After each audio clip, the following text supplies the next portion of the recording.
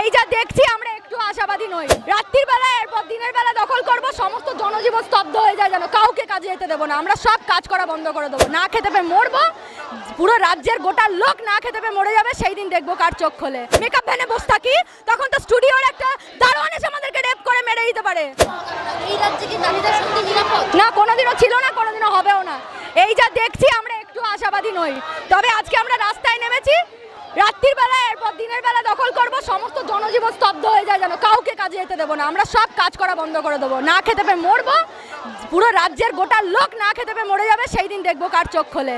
পুরো মিথ্যার ওপর আমরা বাঁচছি, কোনো সত্যি আমাদের সামনে আসছে না। কেন আসছে না সেটাই আমাদের জানার, আর কিচ্ছু না। বলা হচ্ছে নারীদেরকে নাইট ডিউটি না করতে হবে, তাহলে রাস্তা নিরাপদ। তা আমরা যারা অ্যাক্টিং করি, আমরা নাইট শুটিং করবো না? মেকআপ ভ্যানে ঢুকে একটা দারোয়ান এসে রেপ করে মেরে দিয়ে যাবে, তার দায় কে নেবে? আমরা যখন নাইটে আউটডোর করি, যখন একটা মেকআপ ভ্যানের মধ্যে একা শুটিং করে যখন মেকআপ ভ্যানে বসে থাকি, তখন তো স্টুডিওর একটা দারোয়ান এসে আমাদেরকে রেপ করে মেরে দিতে পারে। তখন কার দৃশ্যের দায়টা কে নেবে? তাহলে আমরা শুটিং করা বন্ধ করে দেবো? আমরা যারা এন্টারটেনমেন্ট ফিল্ডে কাজ করি, আমাদের টেলিভিশনের আর্টিস্ট, প্রত্যেকটা দিন আমাদের 14 ঘন্টা শুটিং করতে হয়।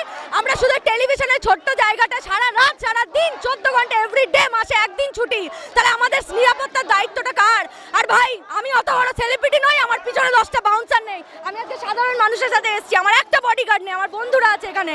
আমাকে এখন আমি এখানে এত সত্যি কথা বলছি বলে এখানে যদি মেরে দেয়, আমার বাবা আমার একটা মাত্র মেয়ে, যদি কিছু হয় আমার বাড়ির লোক কাউকে ছেড়ে কথা বলবে না।